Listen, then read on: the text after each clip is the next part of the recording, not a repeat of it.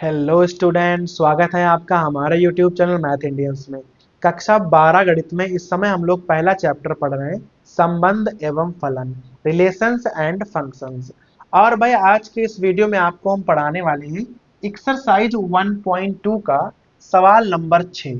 भाई इससे पहले के जो सवाल हैं वो आपको हम पिछले वीडियोज में हल करा चुके हैं, जिन्हें आप हमारी प्लेलिस्ट में से देख सकते हो।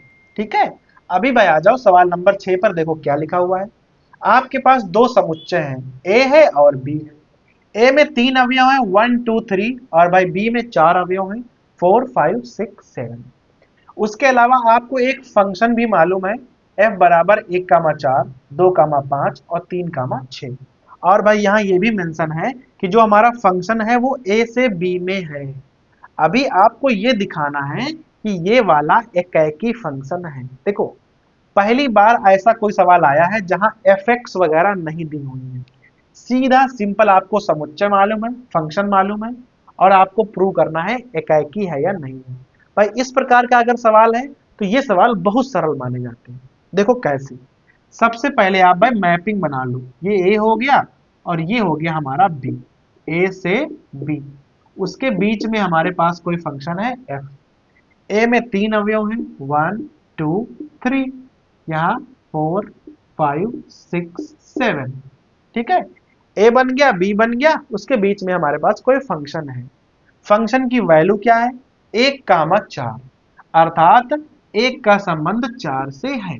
ठीक है, अगर आप 1 रखोगे तो उसकी वैल्यू 4 आएगी, अगर 2 रखोगे तो 5 आएगी, अगर 3 रखोगे तो 6 आएगी। बस। तो इस सब को देखकर आप इतना बना सकते हो अपने मन से।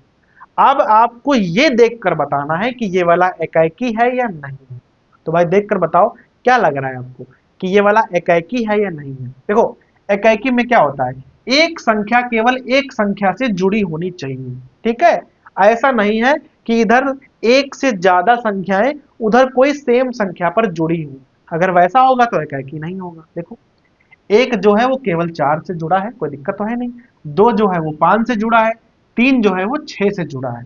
अर्थात इधर की प्रत्येक संख्या उधर अलग अलग प्रतिबिंब बनाती है, कोई भी संख्याएं सेम प्रतिबिंब नहीं बना रही। अगर ऐसा है तो ये वाला एकाकी है।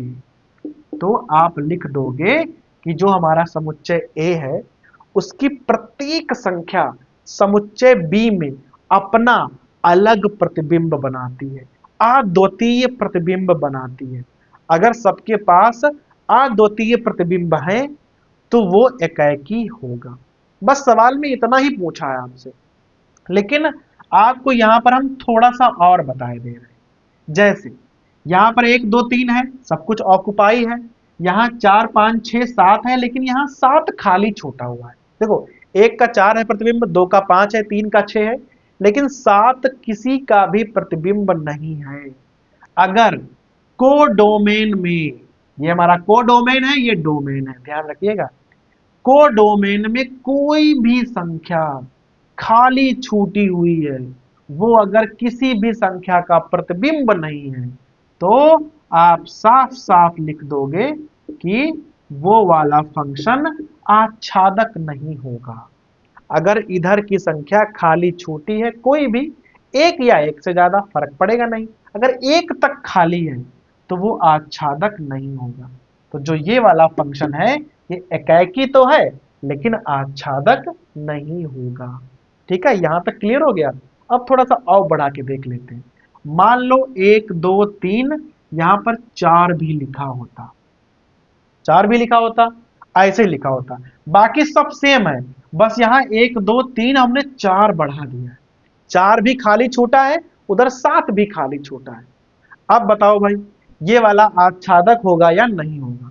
तो अगर इधर की कोई भी संख्या खाली छूटी पड़ी है तो ये वाला फलन ही नहीं होगा, ये वाला फलन नहीं होगा। समझ गए ना। अगर इधर कोई संख्या खाली छूट जाती है तो उसे हम लोग फंक्शन नहीं मानते हैं। इधर की खाली छूटेगी तो वो फंक्शन तो होगा लेकिन आच्छादक नहीं होगा। लेकिन अगर इधर की खाली छूट गई तो वो फंक्शन नहीं होगा। ठीक है, तो भाई ये वाली बात भी दिमाग में डाल लो। क्लियर हो गया ना? तो भाई ये हो गया हमारा सवाल नंबर 6।